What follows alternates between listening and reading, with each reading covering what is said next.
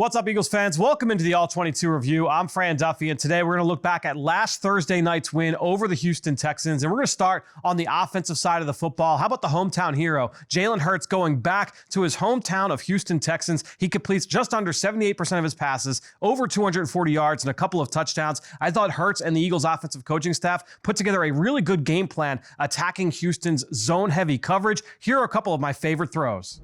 The Eagles did a great job of attacking the Houston Texans cover 2 scheme. Watch here in the red zone from the 20-yard line. Jalen Hurts is going to drop back. You've got Dallas Goedert on a corner route, a little follow concept underneath. That's going to hold those underneath defenders, and you see the wide open turkey hole. Dallas Goedert able to make this reception inside the 5-yard line. Nice job beating the zone coverage concept. Now, a little bit later, you're going to get cover 3 this time from the Houston Texans, and this is just your basic 3-level stretch. You've got Devontae Smith coming on the over route. Look at all that space he's got to work with. Jalen Hurts delivers this on the run for a first down, and then you get a touchdown from A.J. Brown. Once again, attacking cover 3 in the red zone. Dallas Goedert's going to run a curl route. That's going to hold that place side cover 3 corner. A.J. Brown's going to run right into the void. The free safety thinks he's got corner help, and Brown's able to walk into the end zone for a touchdown. All right, so a couple of great throws there from Jalen Hurts, but the showcase player in this game, Dallas Goedert, his 4th career 100-yard performance against the Houston Texans, and it happened in a number of ways. Let's take a look at how the Eagles used Dallas Goedert in the passing game. I love all the ways that Dallas Goedert is able to impact opposing defenses. You watch him here, YY vertical. You're going to have a closed formation, 2 tight ends to that side. Both guys, both he and Jack Stoll, running vertical down the field against cover 3. That corner can't cover both of those players, and Goedert is wide open down the seam. He's able to get a first down for Jalen Hurts. Again, this was his 4th 100-yard performance of his career. Dallas Goedert impacted all 3 levels of the field. Here, a really nice change-up play from the Eagles. Dallas Goedert's going to pretend like he's going to run that little sit route and mesh, but he's actually going to put his foot in the ground, break back towards the sideline, and run a corner route. Great route. Look at the separation he creates. He thinks he's going to take this hit from the safety. He's able to pull this ball in for a first down. Really nice job there from Dallas Goedert to move the chains. And then this one's just a great play call from the Eagles. Houston, not a heavy blitz team, but they read blitz here at the Eagles, and you run a middle screen to Dallas Goedert inside. This is a really well-designed play to get number 88 the football. We know what he can do from a yards after catch standpoint, and right here is able to pick up another first down.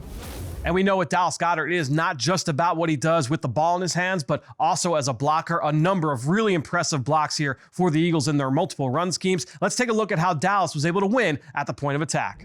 Dallas Goedert's versatility as a pass catcher doesn't end there, because watch him here as a blocker. Point of attack, this is basic inside zone, working the overhang defender. That's a corner, former Eagle, Steven Nelson. 88 just drives him out of the frame. Outstanding job there from Dallas Goedert at the point of attack. But it doesn't just end there. Watch him here work with Jordan Mailata, double team at the point of attack. This is a little power play from the Eagles, and he's able to help set up a future score, getting Miles Sanders to the 1-yard line. Dallas Goedert working great there with Jordan Mailata on the left side. But it's not just double teams with Dallas Goedert. You're also going to see him working one-on-one against the defensive end. Little wind back play. He's going to pin that defensive end inside. That's a much larger man than Dallas Goedert, but 88's able to pin him inside and help spring Miles Sanders up to the 2nd level. Outstanding run there from Miles, and these are all different run schemes as well. So talking about the multiple runs from this Eagles offense, and here, this is one of my favorite plays in football. You get the wham play. Dallas Goedert one-on-one with a defensive tackle. He pins the tackle inside. Miles Sanders gets up to the 2nd, 3rd level for his best run of the day, 25 yards on the wham play. All the ways that Dallas Goedert is used in the run game.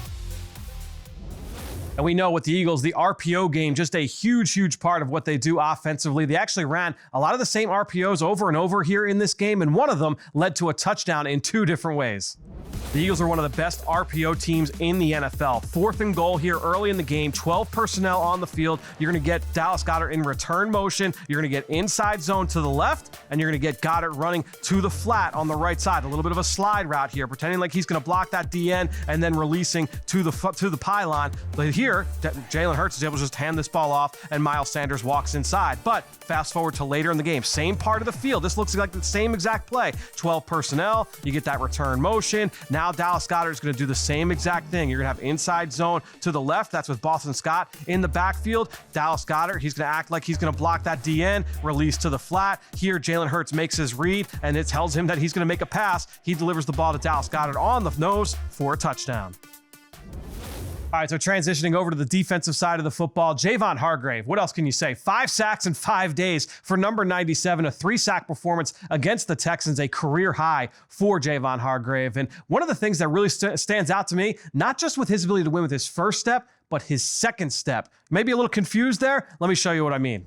I love watching Javon Hargrave rush the passer, and he messes with offensive linemen consistently on a weekly basis because of how he mixes up his get-off. Here's a 3-man slide. The Texans are sliding towards Fletcher Cox, the Eagles in their basic 4-man front. Now, Javon Hargrave knows this. He has an idea that this is going to be a slide, and he's going to be left one-on-one with the left guard, who has to block that A-gap, has to block that gap inside to the left of Hargrave because he knows he does not have center help. So what does Hargrave have to do? This is where the cat and mouse game comes into play. He has to make the guard think that he could cross into the B gap, that he could cross his face. So watch this first step from Hargrave. It's not vertical. He's just going to basically use that back foot and get lateral. He's now square to the guard, and he basically has a 2-way go on the rookie left guard. You have to respect that he can win on either way. He can either cross face or just knife inside. So when he comes off the ball that way, he's able to now swim the guard, gets inside the center who was opening up to Fletcher Cox, and he's able to impact the quarterback. Nice pressure there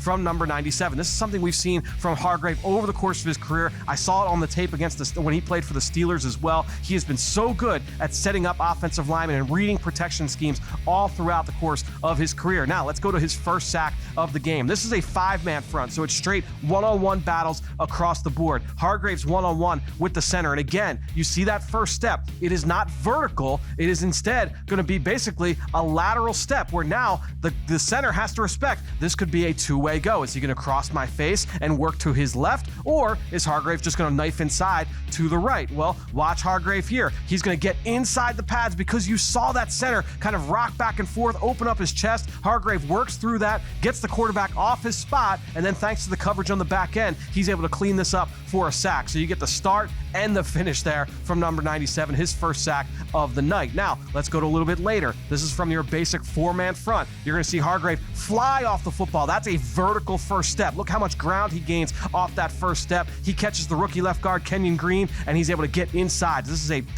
beautiful bull rush here from number 97. He pushes the guard into the quarterback's lap, and he's able to get home for his second sack of the game, and that was off a different first step. Now, let's go to a little bit later. This is what gets him the hat trick. 5-man front, and again, watch the center. He's got to respect that it could be a 2-way go because that step is not vertical up the field. Is he going to work inside, outside? And the center, he's just trying to be aggressive here and throws a 2-hand punch, throws himself off balance. Hargrave swims by. He's able to get in clean for a sack. Hargrave mixes up his rushes so well, and he does a great job of attacking opposing protection schemes.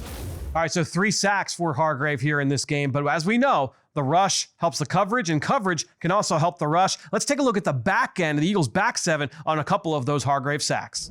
All right, so now let's just take a look at the pass coverage on some of those Hargrave sacks. And I want to keep an eye on not just the outside corners, who do a great job, but look at the middle of this Eagles defense. They do an outstanding job in coverage. They take away those routes over the middle of the field. The quarterback's in scramble, and you get Kaiser White and James Bradbury locking down in the scramble situation, and that leads to a sack. Here in the red zone, final play of the game, watch the triangle of Kaiser White, TJ Edwards, and Marcus Epps. They take away those 2 receivers in the middle of the field. It's 3 versus 2. Mills has nowhere to go with the football. Hargrave gets home for his 3rd sack of the night. Sticking with the back end of the Eagles defense, CJ Gardner-Johnson gets his 5th interception of the season. James Bradbury gets his 3rd interception of the season. Let's take a look at a couple of the newcomers and their picks against Houston.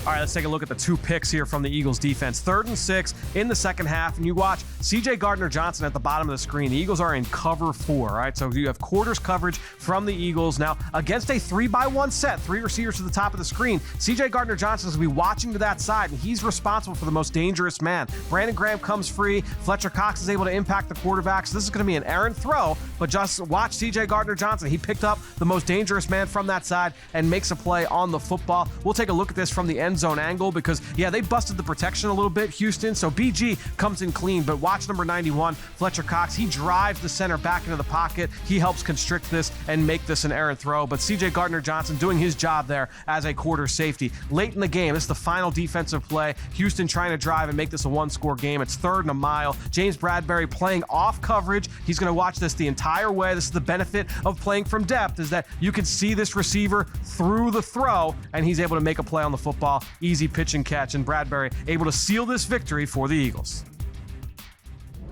Sticking with the back end of the Eagles defense, I thought TJ Edwards once again had himself a game against Houston. He did an excellent job defeating blocks, whether it was playing through contact or winning with his feet. Also made some great plays in coverage as well. We've already seen a couple of them so far in this cut up, but overall, number 57 really shined off the tape. Let me show you some of my favorite plays.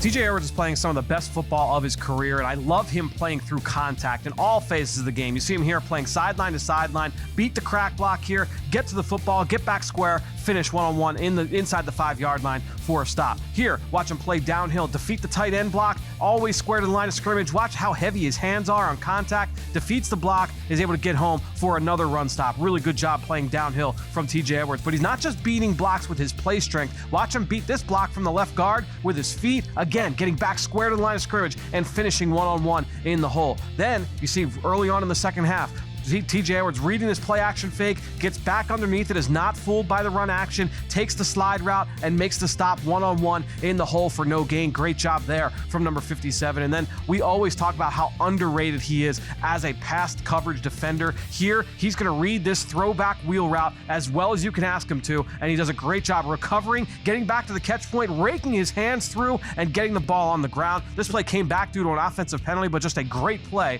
from TJ Edwards in coverage. All right, so that'll do it for this week's recap here of the Eagles' win over the Houston Texans. Be sure to check out Eagles' game plan. We're going to get you ready for Monday night against the Washington Commanders. We're going to get you ready from an All-22 standpoint. And obviously, subscribe to the Eagle Eye in the Sky podcast, wherever podcasts can be found. Thanks for joining us once again on the All-22 Review.